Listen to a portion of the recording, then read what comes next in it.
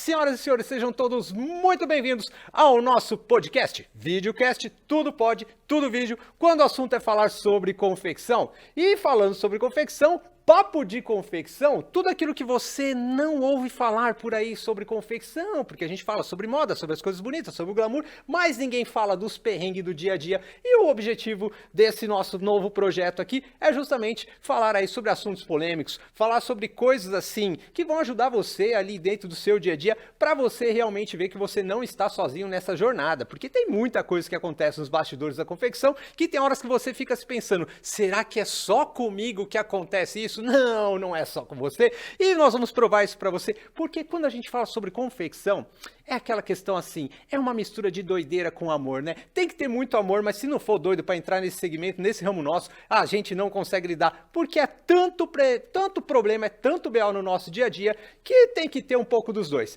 E então, para começar aqui esse nosso projeto aqui em grande estilo, a gente tinha que chamar alguém que fosse realmente o cara da confecção, né? Ele é polêmico, diz ele que sabe tudo sobre confecção, é um cara aí que tá bombado aí nas redes sociais e tudo, e ele é até conhecido como o embaixador das confecções do Brasil. Um cara que já visitou mais de 5.000 fábricas, já construiu grandes marcas, já produziu milhões e milhões de peças de roupa. É o cara que sabe todos os paranauê do negócio todo aí. Senhoras e senhores, recebam o nosso convidado mais do que especial, ninguém mais, ninguém menos do que Eduardo Christian, o embaixador das confecções. Fala, Edu! Seja muito bem-vindo, meu querido. É um imenso prazer inaugurar esse projeto aqui, estando com você aqui com a gente. E pelo que eu fiquei sabendo aqui, hoje você vai dar umas chapuletadas aí em todo mundo, falando aí sobre alguns assuntos aí sobre confecção. Então, como você mesmo diz, sem muitas delongas, vamos direto ao que interessa, porque o que interessa aqui é conteúdo. Então, bora lá, Edu. Posso começar com as perguntas aqui para você? Pode, eu estou preparadíssimo para isso, né? E quero dizer que é um imenso prazer estar inaugurando esse projeto aqui. Me sinto lisonjeado em fazer parte disso. Então, manda a primeira pergunta, estou preparado.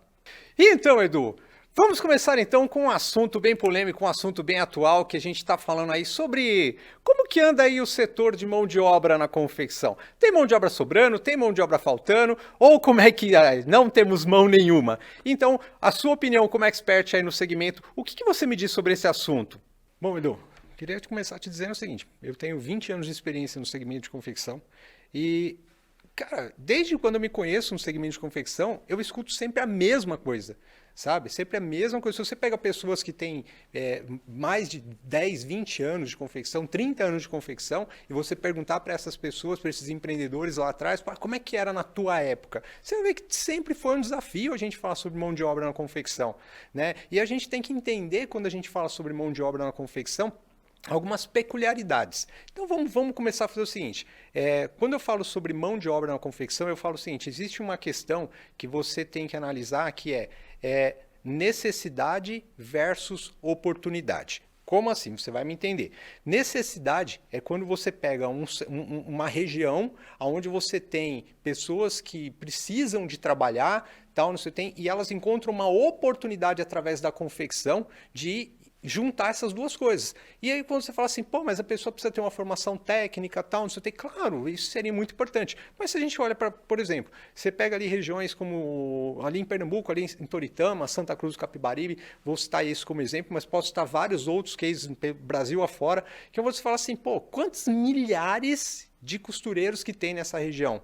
E quantas delas tiveram que passar por uma formação técnica antes de aprender a costurar? Você vai ver que é uma quantidade ínfima em relação a isso. É a mesma coisa de eu virar e falar assim, pô, lá na Bolívia tem muita facção, lá na Bolívia tem muita confecção, então por que quando os bolivianos chegam aqui no Brasil, pouco tempo depois eles já aprendem a costurar? É necessidade com oportunidade.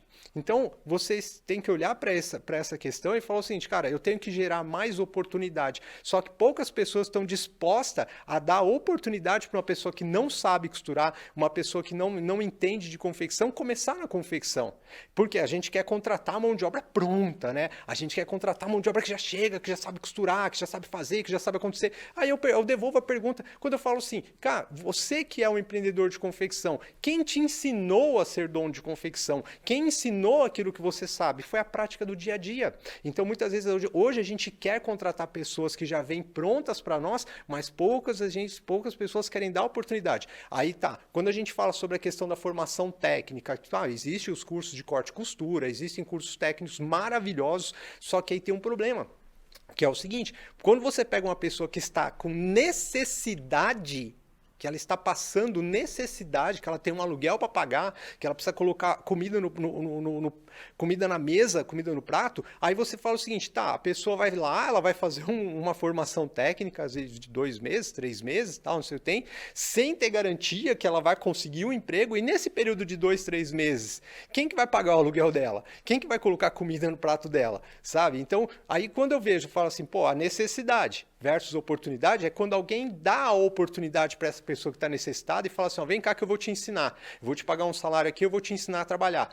Que é muito de eu ver o que acontece em muitos polos de confecção, que eles mesmos resolvem o problema deles, certo? Em que sentido? Gerando isso, gerando oportunidade. Então, quando você vê polos de confecção que foram crescendo, porque tinha lá pessoas que tinham necessidade de trabalho e encontraram uma oportunidade. Falou assim, cara, eu vou começar a costurar aqui, eu vou aprender, e um foi ensinando para o outro foi ensinando para o outro, e aí você conseguiu ter uma formação de mão de obra ali, né, meio que, sabe, na marra, né, meio que ali no impacto do negócio.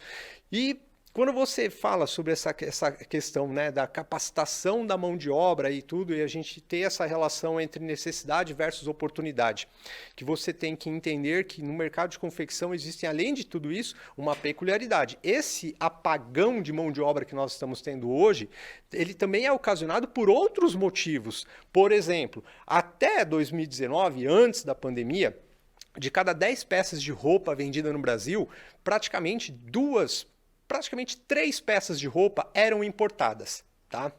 E aí, simplesmente, parou de vir esses produtos. No prazo ali de 2020, entre 2020 e 2021. Então, você imagina o seguinte, nós tivemos um aumento de demanda de mão de obra, tecnicamente falando, ali de 30%, cara. E como é que você pega um segmento do tamanho que é o segmento de confecção e você tem um aumento de demanda de 30% de uma hora para outra, isso impacta diretamente. E uma outra questão que poucas pessoas se atentam a isso, que a moda impacta diretamente no resultado da mão de obra. Como assim a moda, Eduardo? Você vai me entender agora. Quem é de confecção, você que está me vendo aqui agora, se eu estiver falando alguma besteira, você pode entrar aqui nos comentários. Quando a gente passou ali o período pandêmico, né, na verdade não passou, nós estamos, né? Mas quando nós entramos no período pandêmico e aí começou a voltar as vendas e as fabricações, o primeiro impacto foi o quê? Tudo era conf. Conf era o quê? Malha, né? Moletinho, malha, tal, no seu tempo que veio essa onda da moda conf. E quando você fala em moda conf, cara, você está falando de overlock, interlock, galoneira, tal, é um processo de produção rápido. Por isso que nós não sentimos o impacto da mão de obra no primeiro momento. Aí veio o ano de 2021. Quando entra 2021, o que acontece? Cara, tudo virou tecido plano. O time de produção de malha e de plano é totalmente diferente, cara. E isso também impacta diretamente no resultado de mão de obra.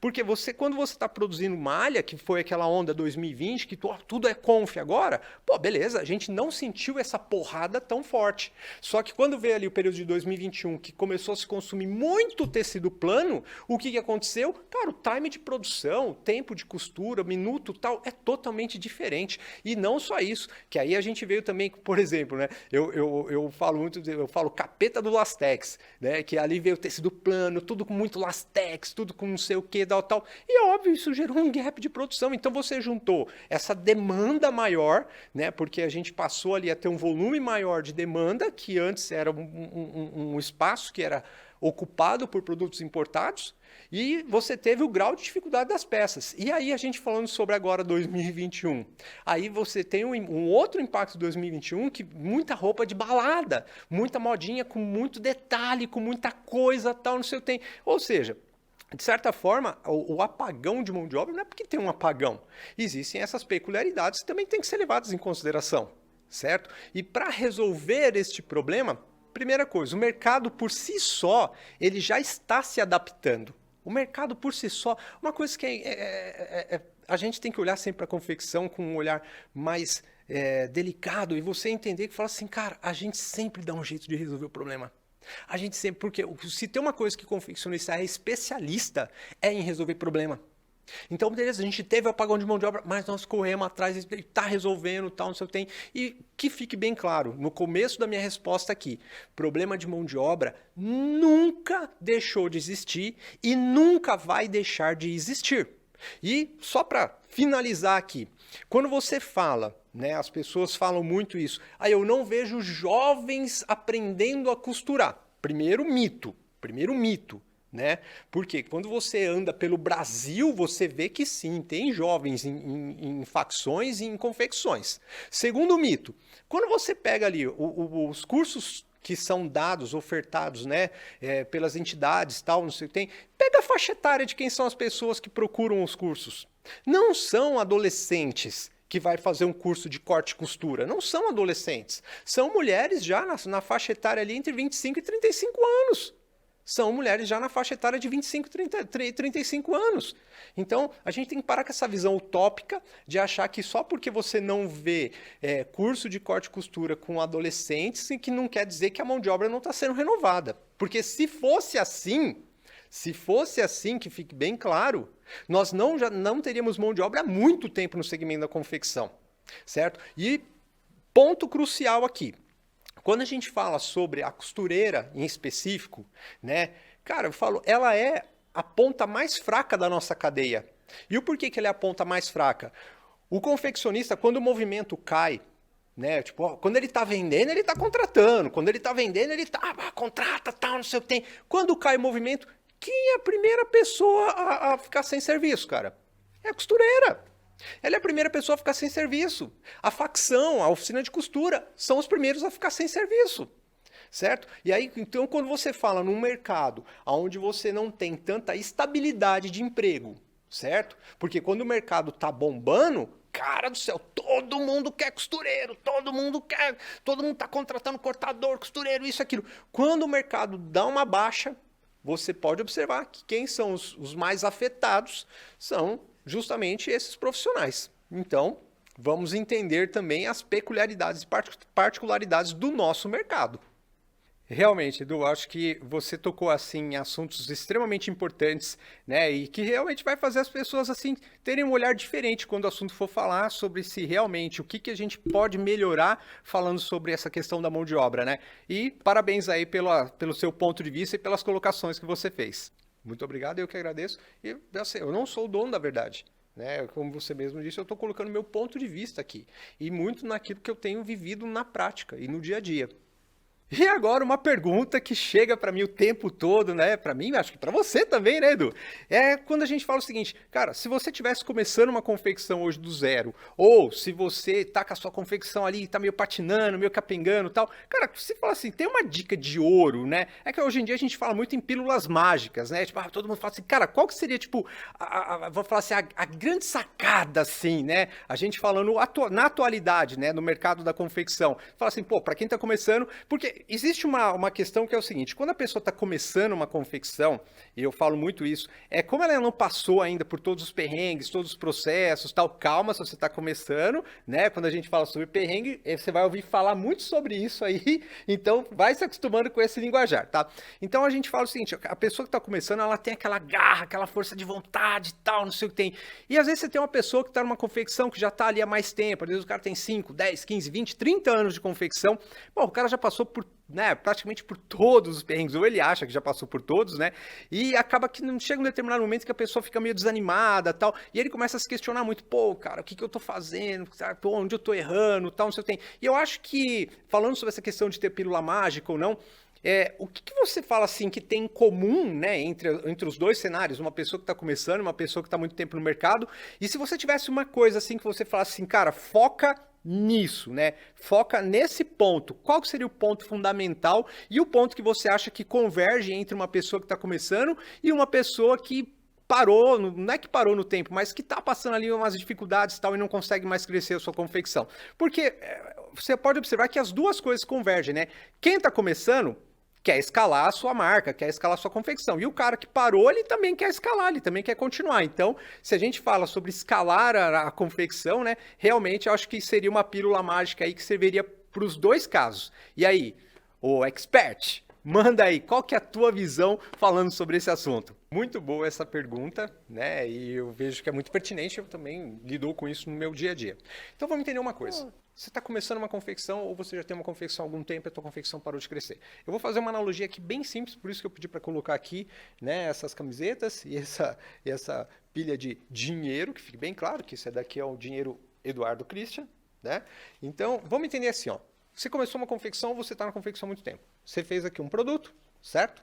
Então você tem o quê? Um produto. Ok. Então, coloquei aqui um produto. Aí eu tenho aqui, vendi um produto, ganhei um dinheiro. Esse produto virou 2 produtos. Ganhei 2 dinheiro. Esse produto vai virar 3. E assim por diante. Existem alguns fatores que são predominantes em relação a isso. Uma questão bem óbvia. Você vai fazendo o produto, você começou a sua confecção, fez ali as suas primeiras peças, foi lá, pá, vendeu, tal, não sei o que, recebeu o dinheiro, você foi lá, comprou, conseguiu ter uma margem de lucro, que fique bem claro, você tem que ter margem. Aí você foi lá, comprou mais produto, certo? E multiplicou esse dinheiro. Existe uma linha tênue nisso daí, que é você entender a velocidade que você consegue fazer isso. E aí, vamos lá. Você começou, por exemplo, vou citar o meu case, né, até com um exemplo muito bem colocado sobre isso. Cara, quando eu comecei lá na feirinha da madrugada, tal, não sei o que, pô, você ia lá, comprava o tecido, pá, cortava, fazia as camisetas, corria lá para vender, aquele lucrinho já aumentava, dava para comprar um pouquinho mais de tecido, aumentou o produto, aumentava o dinheiro, tal, não sei o que tem. Só que eu tinha que fazer aquilo numa velocidade. Por quê? Se eu não tivesse velocidade para fazer isso, o que acontece? Aquele dinheiro que eu tinha que seria o lucro, que eu investi em mais produto, tal, não sei o que ia acontecer com esse dinheiro? Ele ia acabar sendo usado com outras coisas. Ah, eu preciso pagar aluguel, né? Eu preciso comer, eu preciso pagar o ônibus, na época eu andava de ônibus, né? Eu preciso pagar o meu busão, eu preciso isso. Então eu ia ter menos dinheiro, tendo menos dinheiro eu ia ter menos condição de fazer produto, eu ia ter menos velocidade e assim por diante. Então, um ponto predominante é você entender a velocidade, porque toda a produção que você faz, você põe um dinheiro aqui, cara. Você vai fazer um corte de um produto, é um dinheiro que você pôs aqui para fazer esse corte, certo? Todo modelo que você cria, você cortou lá 100 peças tal de um modelo, você pôs um dinheiro naquelas 100 peças ali. Aí você tem que entender o seguinte, em quanto tempo esse dinheiro volta para você? E com quanto de lucro esse dinheiro volta para você? Certo? Então você ter esse entendimento do primeiro ponto, que é você ter essa velocidade em fazer o produto para você fazer o teu dinheiro girar mais rápido. A outra questão que você tem que observar é pontos que são assim, pô, beleza, fiz o produto, comecei a ganhar um dinheiro, tal, não sei o que, papá. Aí vamos lá, eu começo a tirar esse dinheiro daqui e colocar esse dinheiro em outros lugares. Confecção, ela oscila demais, cara. Tem hora que você tem venda, tem hora que o negócio tá bombando e tem hora que você não vai ter venda. Então você começou a ganhar dinheiro na confecção, você não tem o famoso capital de giro, reserva de caixa, tal, no seu tempo, porque eu comecei a tirar esse dinheiro daqui, porque agora eu tô tendo um lucrinho, então agora eu vou pra uma casa melhor. Agora eu vou dar entrada num carro melhor. Agora eu vou, não sei, eu vou comprar uma roupa melhor para mim, vou não sei o quê. Aí você tem menos dinheiro. Quando vem uma baixa de produção, uma baixa de venda, tal, não sei o que tem, você está descapitalizado.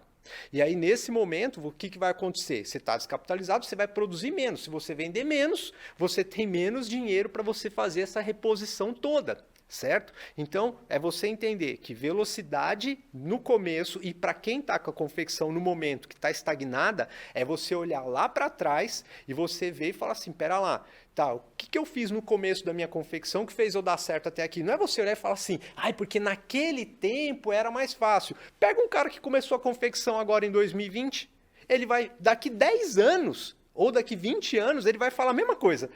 Quando eu comecei em 2020 era mais fácil. Porque olha que interessante, eu converso com um confeccionista que tem 40 anos de mercado, ele fala, naquela época era mais fácil. Eu converso com um confeccionista que começou há 10 anos, ele fala, naquela época era mais fácil. Não, cara, era a receita sua que daquela época que você fazia a tua receita de uma forma diferente, que te dava um resultado diferente. Mas essa analogia é perfeita, velocidade, assertividade, você ter reserva financeira, você entender que dinheiro da empresa é dinheiro da empresa, você entender que confecção rica, dono rico, certo? Não existe aquele conceito de a empresa é rica, dono pobre e tal, isso é balela, entendeu? Foca primeiro em investir na tua confecção, na tua empresa e tal. E quando eu falo sobre isso, é muito louco você olhar, pô, você olha um polo de confecção X, e aí você pega, assim, o cara começou a ganhar um dinheiro, ele quer comprar um carro, ele quer, eu fui lá, comprei um carrinho melhor, ele quer mostrar para os outros que ele tá legal, tal, não sei o que tem. Pô, é uma coisa que é fato, mercado se fala. O que é mercado se fala? Cara, você pode estar andando de Ferrari, se você tiver sem grana, vou te falar uma coisa, o mercado se fala, às vezes um representante comercial foi ali te atender e ele sabe, porque ele puxa o teu cadastro, ele sabe que você está devendo, tal, o gerente do banco ali, você que está numa cidade pequena, num polo de confecção pequeno, o gerente de banco às vezes comenta com outro, não sei o que, então o mercado sabe. Então não adianta você estar andando com um puta carrão, você está morando numa puta casona, não sei o que, se as pessoas sabem que você ali na tua cidade, ali todo mundo sabe que você está ruim das pernas, cara. Então foca em fazer que a sua confecção seja rica. E o que é uma confecção rica? É você investir em equipamento, é você investir em matéria-prima e investir nas pessoas, investir na equipe dentro da confecção, certo? Investir na equipe, investir... Faz quanto tempo... Eu chego em muitas confecções e falo assim, porra, cara, faz quanto tempo que você não faz um treinamento aqui com a tua equipe? Ah, mas eu mandei eles para uma palestra motivacional o ano passado. Pô, palestra motivação é que nem banho, você tem que tomar todo dia. Mas em capacitação técnica, qual foi a última vez que você deu capacitação técnica? As condições e equipamentos que você dá para os seus funcionários aqui dentro da sua confecção são condições boas para criar um ambiente bacana de trabalho? Tal. Então é nisso, cara. Foca primeiro, cara, minha confecção tá redondinha, equipamento top, estoque de matéria-prima, reserva de caixa. Cara, minha equipe tá treinada, porque confecção é feita por pessoas, certo? Minha equipe tá treinada, a gente tem treinamentos mensais, a gente tem métricas, a gente tem isso, tem aquilo. Pô, beleza, cara. Agora você está no ponto onde você pode se dar o luxo de falar, eu mereço. Mas presta atenção, naturalmente, quando você eleva o nível da tua confecção, quando você eleva o patamar dela, naturalmente ela começa a te dar mais lucro, porque você tem menos desperdício, você tem menos retrabalho, você tem menos erro, que é o que come o teu lucro. E aí, consequentemente, te sobra mais dinheiro. Te sobrando mais dinheiro, depois que você já investiu em tudo dentro da tua confecção, cara, pô, equipamento tá top, equipe tá top, reserva de caixa, estoque de matéria-prima, tal, não sei o que tem. Aí, naturalmente, você vai olhar pro teu caixa e falar, porra, meu caixa agora tá com grana pra caramba, tá sobrando muito dinheiro. Aí, nesse momento, você fala, confecção rica, dono rico. Mas falando sobre essa pontualidade de falar assim, pô, o cara tá começando agora, é você ter velocidade. Para ter velocidade, não é só ter a velocidade, eu tenho que ter velocidade com assertividade. Então eu tenho que entender o que eu estou fazendo, para qual público eu estou fazendo, né? Então em qual mercado que eu estou vendendo aquilo, certo? Então você tem que ter velocidade, você tem que ter assertividade, você tem que ter ali a questão de você entender a média de preço que você aplica tá condizente, porque tem gente que fala assim na confecção, né? Fala assim, pô, confecção é um negócio muito bom porque eu gasto 10 vendo por 20. Pô, isso é ilusão. Isso é ilusão, isso não existe, entendeu? O cara acha que vende por... Eu tô ganhando 100%, tem gente que fala para mim que ganha 300%, quando eu sento com o cara e vou fazer o custo dele, ele ganha 7%, mas na cabeça dele ele ganha 300%, 200%. Então, cara, é ter essa questão, o que eu faço, para quem eu faço, né? Para quem é o meu público, aonde eu vendo, como eu vendo, qual é o mercado que eu estou atuando, tal, não sei o que tem. E, de certa forma, o cara que está há muito tempo na confecção, às vezes ele não entende que o mercado dele mudou. O mercado dele mudou, ou ele forçou essa mudança de mercado. E o cara que está começando na confecção hoje, a dica de ouro que eu vou dar é o seguinte, cara, se eu pegar hoje um produto, né? Vamos falar assim, vou na Oscar Freire aqui em São Paulo, um lugar chiquérrimo, tal, não sei o que tem, que, porra, grandes marcas, produtos caros, tal. Se eu pegar um produto hoje no Oscar Freire e levar para vender na Rua Valtiera aqui no Brás, o produto com preço que está lá no Oscar Freire e levar para vender na feirinha, vai vender? Não vai. E o oposto também é verdade. Se eu chegar lá, porra, vou no buraco quente aqui no Brás, certo? Eu compro um produto lá de 15 reais, 20 reais, tal, não sei o que tem, pode ser um produto top, porque tem, viu? Tem produto bom lá, certo? Assim como tem em todo lugar do Brasil. E aí, porra, eu fui lá, peguei um produto, aí fui lá no Oscar Freire e coloquei esse produto para vender lá, o mesmo produto que eu peguei ali na feira, ali no buraco quente e tal, 15 reais, 20 reais, e levei para vender lá no Oscar Freire pelos mesmos 20 reais. O público vai comprar? Não vai comprar. certo? Então é você ter esse entendimento, né? Tipo, aonde que eu vou vender, para quem eu vou vender. Então você tem que ter essas malícias, né? Se você vai começar um negócio de confecção e você vai falar, pô, eu vou começar aqui e eu tô em tal polo X de confecção. Primeira coisa que você tem que se adaptar é ao lugar, ao ambiente que você tá. E o cara que está muito tempo no mercado, eu começo a perguntar para ele o seguinte: faz quanto tempo que você não faz nada de diferente aqui? Deixa eu entender uma coisa: o como você fabrica e o como você vende. Porque o como você fabrica e o como você vende são coisas determinantes, certo? Porque na hora que você vai falar assim, pô, dentro de uma confecção, se você tem ali todo dia você tem que fazer peça piloto, você tem que fazer criação, você tem que fazer modelagem, você tem que fazer pilotagem, você tem que cortar, você tem que isso, tem que aquilo. Porque o segredo de qualquer confecção é fazer um pouquinho de tudo todo dia, para não deixar acumular. E na venda, é a mesma coisa. Eu falo assim, pô, o que você fez diferente na venda? Porque você tem que fazer um pouquinho de coisa todo dia. Porque senão você vai gerar gargalo. Ah, hoje não vendeu. Não é porque não vendeu hoje que eu vou ficar de braço cruzado e falar, beleza, não vendeu. Não, eu tenho que buscar fazer. Pô, você entrou em contato com o cliente, prospectou cliente novo. Então, o que você fez? Porque o resultado da venda, muitas vezes, não é o que eu faço hoje. Eu tenho que fazer hoje para gerar resultado de venda para mim daqui 20, 30 dias. Então, resumidamente, velocidade, assertividade e tal, mas essa analogia de, pô, eu pus o dinheiro aqui, o dinheiro tem que voltar, tal, não sei o que tem, isso é o conceito básico que é a realidade de qualquer mercado. Pô, eu nunca tinha pensado nisso que você falou agora, do jeito que você está mostrando aqui, né? Eu acho que ficou uma coisa bem fácil de entender, né? Pô, parece ser tão óbvio, né, o que você está falando, mas é que, pô, eu acho que com o decorrer do tempo a gente acaba até esquecendo como que é essa receita do bolo, né? Mas realmente tudo que você está colocando ali, cara, pô, fez muito sentido aqui e muito prático. E o que mais você pode acrescentar nessa sua fórmula mágica aí, nessa sua receita? Ó, o que mais eu posso acrescentar nisso daqui é o seguinte: se você está fazendo uma coisa de um jeito e não está dando resultado, muda o jeito de fazer. Se não está dando resultado, é porque não vai dar resultado. E aí você tem aquelas pessoas que ficam insistindo, eu sempre fiz desse jeito, eu sempre fiz desse jeito. E aí você entende que sucesso no passado não te garante sucesso no futuro. Se você fez uma coisa lá atrás que deu muito certo, necessariamente você está repetindo e não está te dando mais resultado, significa que está faltando algum ingrediente naquilo ali.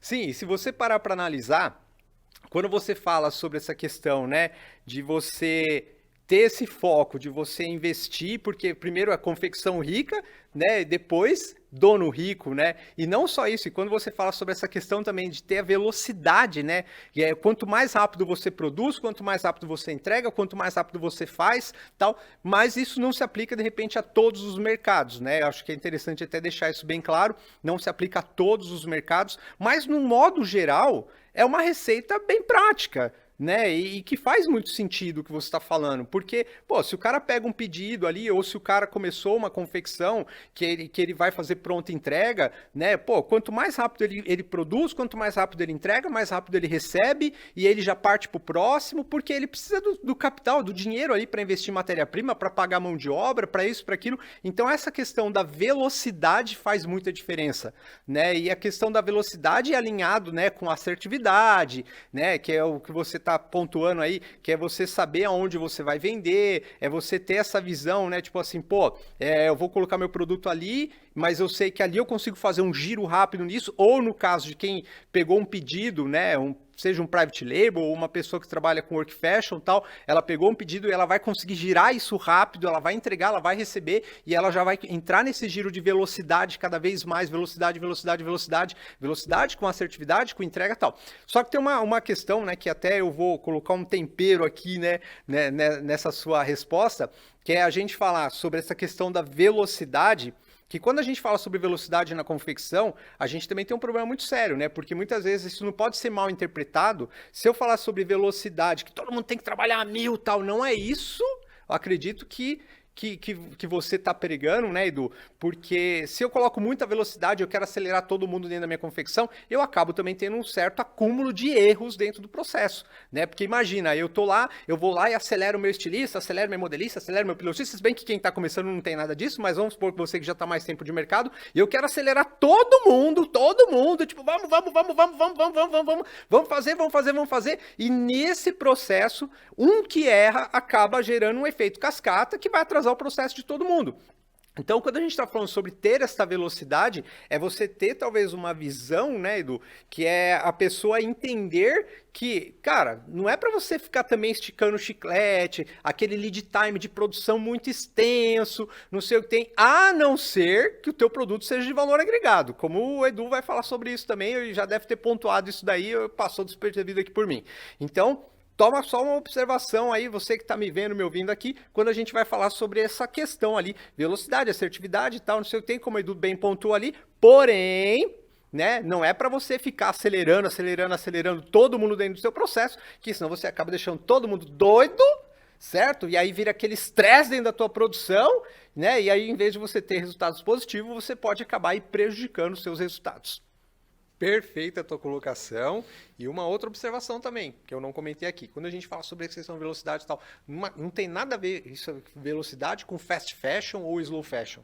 Que, aliás, o novo slow fashion é você ter velocidade com assertividade, porque isso sim é um slow fashion, né? Porque o que eu não posso é assim, pô, eu não sou um ateliê, que às vezes você vai pegar um ateliê que eu falo assim, se você é como um ateliê, não tem problema, você ter um prazo ali de 2 meses, às vezes, para entregar um vestido de noiva. É diferente, entendeu?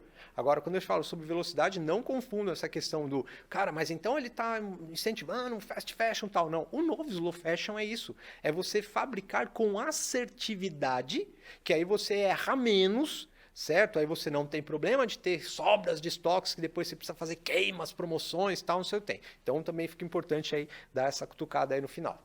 E agora, Edu, vamos falar aqui de um assunto também que, cara, a gente que convive muito nesse meio da confecção, talvez pra gente seja muito normal lidar com isso, né? Mas a gente não ouve muita gente falar, cara, qual que é a importância, né, do nosso setor, do segmento da confecção, qual que é a importância disso pro país? Né? Tipo, pô, o quanto isso é importante pro país, né? O que aconteceria, vamos supor, o que aconteceria hoje no Brasil, certo? Se falasse assim, cara, acabou a confecção no Brasil. Acabou, não temos mais confecção no Brasil. A partir de agora, tipo, vamos só importar roupa, e não tem mais o setor têxtil, confecção, acabou tudo. Qual seria o impacto disso, né? Vamos falar assim, o impacto social, econômico, ou não impactar nada? Porque eu acho que na cabeça de muita gente, né, que não entende de confecção, eles acham que talvez não impactaria nada.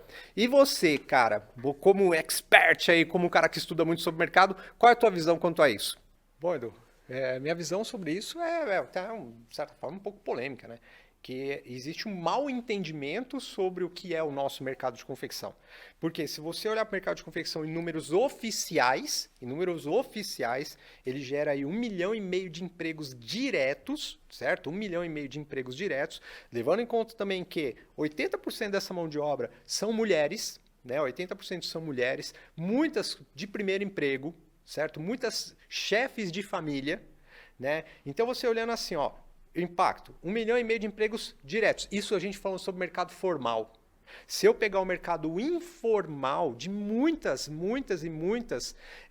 mulheres que trabalham em casa como costureiras, tal, você tem, existe, cara. E é normal isso no nosso mercado e está tudo bem, certo? Se eu pegar o mercado como um todo, nós falamos de mais de 3 milhões de pessoas. É que não existe dados oficiais para falar sobre isso, para mostrar isso. Então você já começa falando aí sobre mais de 3 milhões de pessoas empregadas, e se você for colocar isso como população economicamente ativa, cara, isso gera um impacto absurdo. Se a gente falar em termos de PIB, né, a confecção brasileira é uma fomentadora absurda dentro do nosso PIB, dentro do nosso mercado, tá? E eu vejo que é dado pouca importância e relevância nisso. Pô, se a gente falar assim, cara, parou de ter confecção no Brasil, cara, você tem um impacto social gigantesco, certo? Você imagina aí mais de 3 milhões de pessoas que são diretamente vinculadas a trabalho dentro da confecção, certo? Você tem um impacto econômico gigantesco, porque a gente fala em 255, 260 bilhões, né? Isso números oficiais, certo? A gente fala em 260 bilhões, que é o que o mercado têxtil e confecção movimenta. Mas, cara, a gente que está dentro do negócio, a gente que está por trás dos bastidores, a gente sabe que esse número é muito maior. A gente está falando aí, praticamente pode dobrar esse número com tranquilidade. A gente está falando aí no mercado que movimenta 500 bilhões, certo? E a importância disso para a economia. E a importância disso para o contexto geral. Mas aí eu te falo, qual é a importância que é dada sobre isso. Quando você fala assim em termos do Congresso, você fala assim, pô, a confecção, o têxtil, confecção, eu falo muito sobre a confecção em si, porque se não tiver confecção não tem têxtil, simples assim, né? E uma coisa está vinculada à outra, mas o fato é que, cara, a confecção impulsiona o têxtil, a indústria química, um monte de fatores, certo? E aí você olha e fala assim, tá, a gente tem lá bancada ruralista, você tem bancada de várias coisas ali que são importantes para o país. Assim como a confecção também é importante. E aí eu falo assim, qual que é a nossa representatividade nesse negócio aqui? Qual que é a nossa representatividade dentro disso daqui?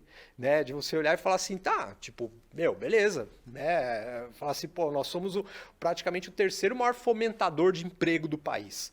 Né? Quiçá se não for o segundo maior fomentador de emprego do país. Nós temos uma importância e uma relevância no PIB, nós temos uma importância, uma significância em setores sociais e uma série de outros fatores, né? E a gente não tem, de certa forma, a representatividade e o respeito que eu tenho certeza que a nossa categoria merece. Não estou dizendo que a gente não tenha representatividade, que fique bem claro.